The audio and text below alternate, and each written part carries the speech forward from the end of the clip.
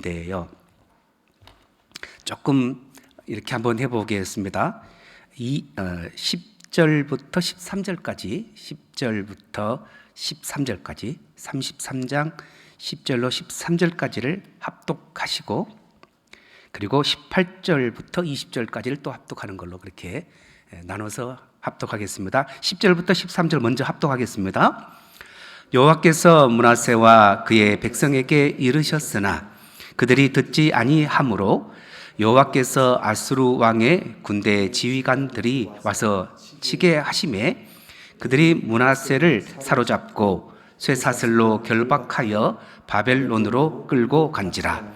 그가 환난을 당하여 그의 하나님 여호와께 간구하고 그의 조상들의 하나님 앞에 크게 겸손하여 기도하였으므로 하나님이 그의 기도를 받으시며 그의 간구를 들으시사 그가 예루살렘에 돌아와서 다시 왕위에 앉게 하심에 므낫세가 그제서야 여호와께서 하나님이신 줄을 알았더라. 아멘. 18절부터 므낫세의 남은 사적과 그가 하나님께 한 기도와 선견자가 이스라엘 하나님 여호와의 이름으로 고난 말씀은 모두 이스라엘 왕들의 행장에 기록되었고 또 그의 기도와 그의 기도를 들으신 것과 그의 모든 죄와 허물과 겸손하기 전에 산당을 세운 곳과 아세라 목상과 우상을 세운 곳들이 다 호세의 사기에 기록되니라.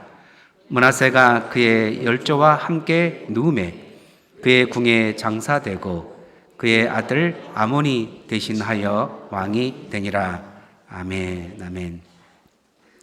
남유다 왕들 중에서 가장 구제 불가능한 하나님 앞에 패역한 왕을 꼽으라면 오늘 함께 읽었던 본문의 므낫세 왕일 겁니다.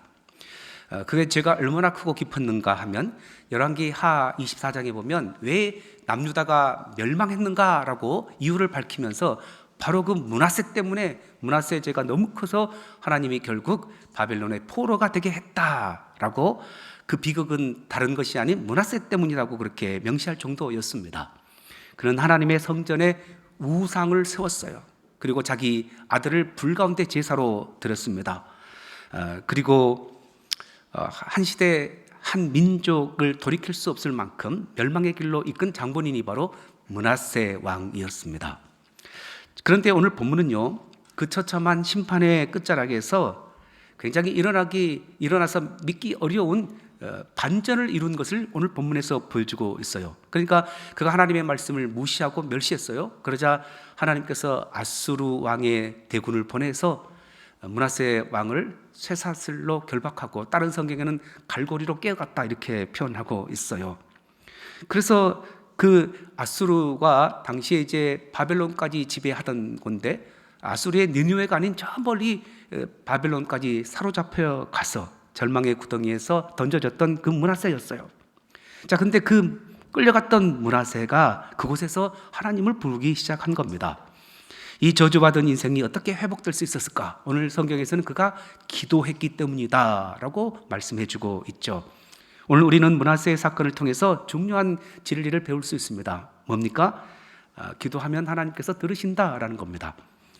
오늘 본론으로 들어가기 전에 우리가 짚고 넘어갈 것이 바로 10절과 11절인데, 우리가 읽었던 것처럼 므낫세와 그의 백성에게 하나님께서 선지자를 통해서 말씀하셨어요. 그리고 여러 번 돌아오라고 말씀하고 경고도 하셨어요. 그러나 므낫세가 듣지 않았어요. 하나님을 외면한 것이죠. 그리고 귀를 막아버린 겁니다. 그 결과가 이제 아수르 군대에 의해서 사로잡혀 간 건데, 여러분 생각해 보세요. 한 나라의 왕입니다. 호화스럽게 왕궁에서 백성을 호령하던 그런 왕이 다른 나라의 포로로 발가벗기고 쇠사슬로 묶여서 잡혀갔으니 얼마나 끔찍합니까? 여기서 우리가 놓치면 안 되는 것이 있어요. 이 고통이 므낫세를 하나님께로 되돌려 놓았다는 거예요. 뭐가요? 환난이. 평안할 때는요, 하나님의 말씀을 듣지 않던 므낫세가 그가 이제 사로잡혀 가서 또 쇠사슬로 묶였자 드디어 하나님을 생각하기 시작한 겁니다. 때로 하나님은요, 우리가 자발적으로 돌아오지 않으면 환난을 통해서 우리 가운데 확성기처럼 하나님의 말씀을 들려주기 시작하는 거죠. 그래서 때로는 환난은 우리에게 하나님의 저주가 아니라 최후에 우리를 사랑한다는 하나님의 사랑 고백일 수가 있다는 것입니다. 지금 혹시 여러분 중에 쇠사슬에 매인 것 같은 굉장히 답답한 형편의 고통 중에 있는 분 계세요? 하나님께서 우리를 부르시는 특별한 하나님의 은혜인 줄 믿습니다. 자, 그래서 오늘 본문에서 우리 가운데 알려주는 것은요, 기도가 회개에 굉장히 중요한 강력한 실천이라는 건데, 므낫세가 환난 중에서 이렇게 하나님께 회개하기 시작했어요. 뭘 통해서? 기도와 간구를 통해서요. 그는 바벨론 감옥에 끌려가서 낙심하거나 또 오히려 하나님을 원망하지 않았어요. 오히려 자신의 운명을 탓하기보다도 입을 열어서 하나님 앞에 겸손하게 회개하기 시작했습니다. 이것이 기도의 시작이고 회개의 시작이죠. 여러분, 진정한 회개는요, 홀로 하나님 앞에서 내 자신을 바라보는 겁니다. 그리고 하나님 앞에 내가 얼마나 패역했는지를 깨닫고 고백하기 시작한 건데, 기도의 자리가 바로 회개의 자리의 시작입니다. 본문에 사용된 간구라는 단어는 하나님 저에게 이것 해주세요라는 또 요청이 아니라 자신의 실체를 그대로 하나님 앞에 인정하면서 닫았던 귀를 열어놓고 막았던 입을 하나님 앞에 토해놓기 시작하는 것, 이것이 간구입니다. 하나님의 은혜가 아니면 더 이상 제가 살아날 방법이 없습니다라고 그동안에는 한 번도 하나님께 요청하지 않았던 것을 요청하기 시작한 겁니다. 그동안에는 하나님이 말씀하실 때마다 귀를 닫아버렸는데 이제 주파수를 하나님께 맞추고 하나님을 생각하기 시작한 거죠. 완전한 항복, 이것이 바로 기도고 간구인 것입니다. 13절에 그가 기도하였으므로 라고 기록되어 있죠. 그가 다시 하나님께 대화를 했다는 겁니다. 10절과 너무 대조적이지 않습니까? 그가 우상을 섬기면서 하나님과의 채널을 끊어버렸던 그가 이제 다시 한번 주파수를 하나님께 돌리는 것, 이것이 기도의 시작인 거죠. 여러분, 회개라는 것은요, 막연한 것이 아닙니다. 다시 한번 우리의 관심을 하나님께로 돌리는 겁니다. 다시 한번 하나님께 우리의 주파수를 맞추는 것입니다. 하나님의 원하시는 것이 뭔가, 하나님이 나를 향해서 무엇을 말씀하셨는가를 귀 기울이기 시작하는 것, 이것이 기도고 회개인 것입니다. 그리고 다음으로 기도는요, 하나님의 긍휼을 여는 열쇠와 같은 건데, 우리는 흔히 기도 응답의 여부를 나의 어떠함에서 찾을 때가 종종 있어요.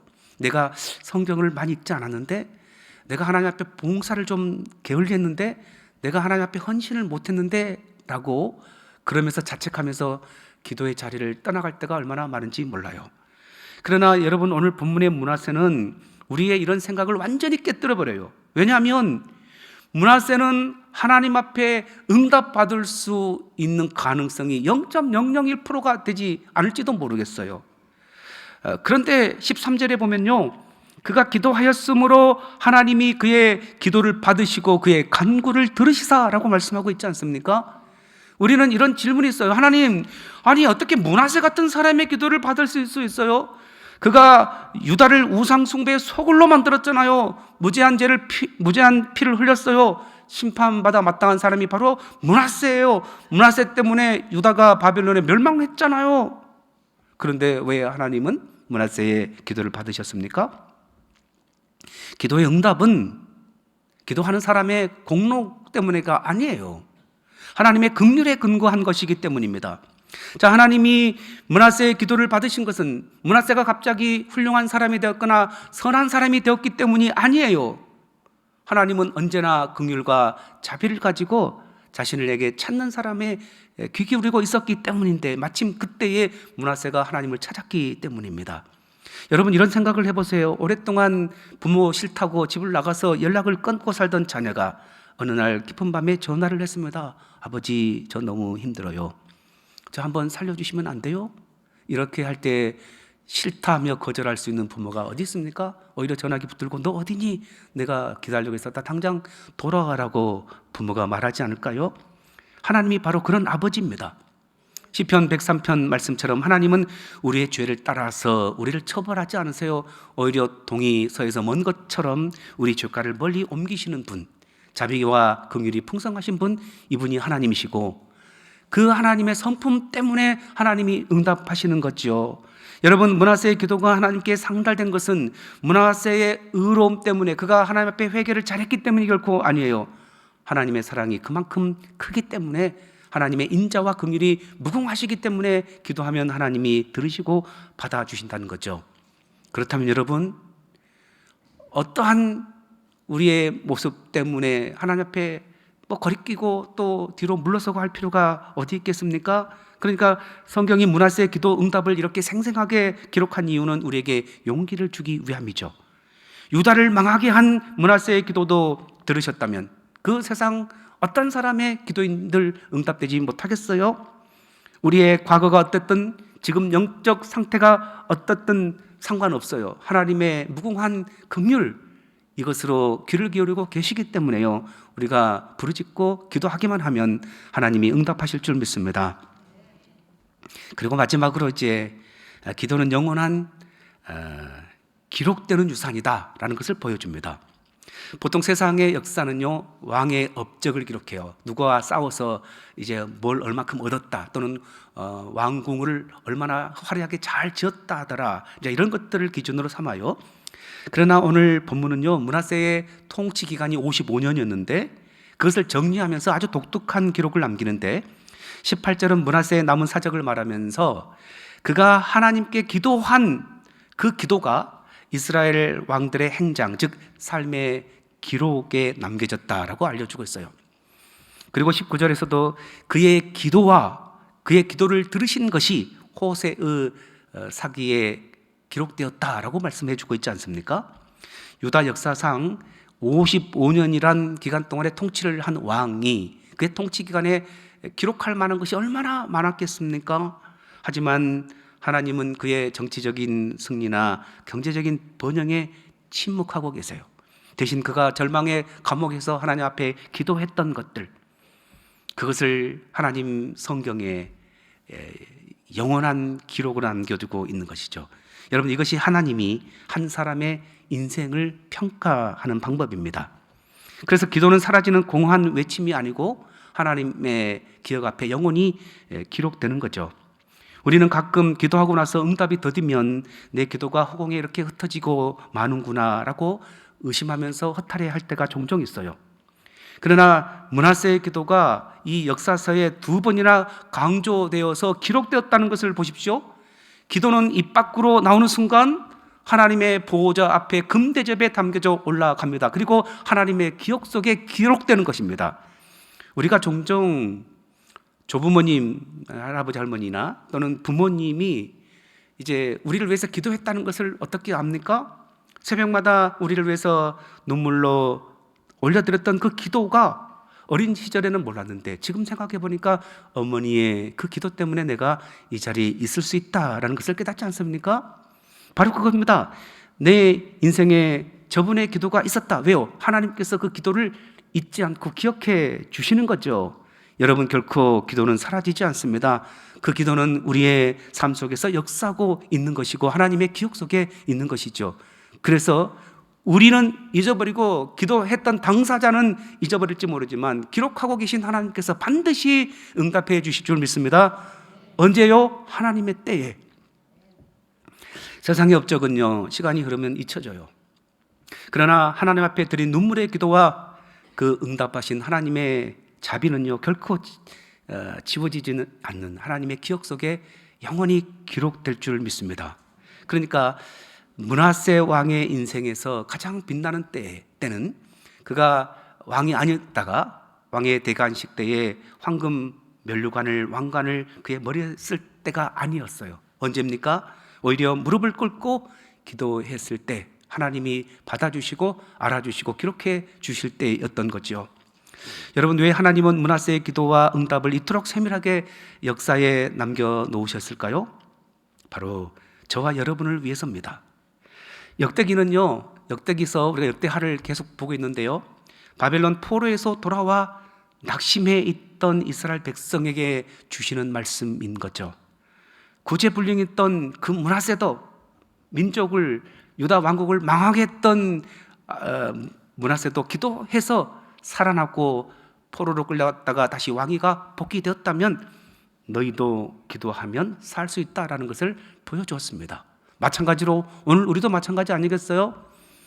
비록 힘들고 어렵고 환난이 있고 실패한 것처럼 보이지만 그럼에도 불구하고 하나님 앞에 기도하면 하나님이 들으시고 하나님의 기억 속에 영원토록 기록해 주신다는 것입니다. 여러분, 우리의 기도는요, 단순히 개인의 문제만 해결받는 것으로 끝나지 않아요. 우리가 고난 중에 드린 기도의 기록은 여러 훗날 우리의 자녀들에게 또 고통받는 이들에게 하나님은 정말 살아계셔서 그때 먼 옛날에 기도했는데 지금 우리가 기도의 열매를 따고 있구나라는 것을 알게 해주는 것이죠. 강력한 신앙의 유산이 될 겁니다. 여러분, 오늘 여러분의 인생 행장에는 어떤 내용이 기록되고 있습니까? 세상 사람들에게 자랑할 화려한 경력입니까? 아니면 하나님만 아시는 은밀하고 뜨거운 기도의 기록입니까?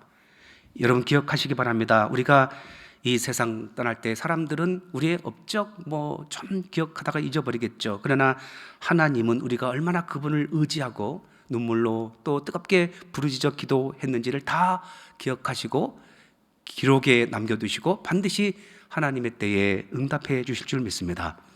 말씀을 정리합니다. 오늘 우리가 살펴본 므낫세의 이야기를 통해서 분명히 하나님이 말씀하실 때에 듣지 않았던 사람, 그리고 성전에 우상을 세우고 자기 자식을 제물로 바쳤던 그 사람, 나라를 멸망의 길로 몰아넣었던 그 사람, 마침내 쇠사슬에 끌려서 애국에 가서 바벨론 감옥에 던져졌던 그 사람 므낫세조차 하나님을 붙들고 부르짖고 기도했을 때에 하나님이 기도를 받으셨어요. 그리고 예루살렘으로 돌아와 왕위에 복귀했어요. 그리고 그의 기도를 영원한 역사의 기록으로 남겨주셨어요. 그렇다면 우리는 가장 늦었다고 생각할 이 시기에, 이때에 지금 부르짖는다면 하나님께서 우리를 불쌍히 여겨주시고 우리에게 다시 한번 기회를 주실 줄 믿습니다. 그리고 우리의 기도는 영원히 하나님의 기억 속에 남게 될 줄 믿습니다. 여러분, 여러분의 인생 행장에 새로운 기도의 기록을 남기는 우리가 되시기 바랍니다. 이제 우리가 기도의 손을 들면 하나님이 펜을 드실 것입니다.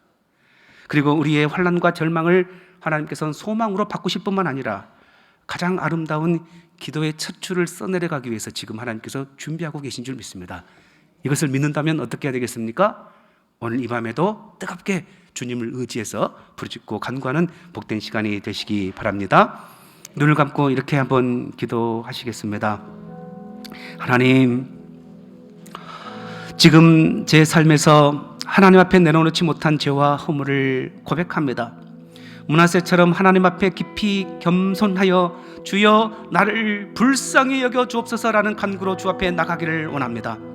하나님, 지금 제 삶에서 가장 힘들고 절망스러운 자리, 기도해도 응답이 없는 것 같아 포기하고 싶었던 그 기도 제목 다시 하나님 앞에 올려드립니다. 이 기도가 허공에 사라지는 것이 아니고 나는 잊어버렸지만 하나님은 영원토록 기억해 주신다고 말씀하시고 기록해 주신다고 말씀했사오니 이제 오늘부터 다시 한번 부르짖어 간구하며 기도합니다. 오늘 두 손 붙들어 주시고 믿음으로 간구하게 하여 주시옵소서. 다같이 주여 한번 부르고 통성으로 기도하겠습니다. 주여.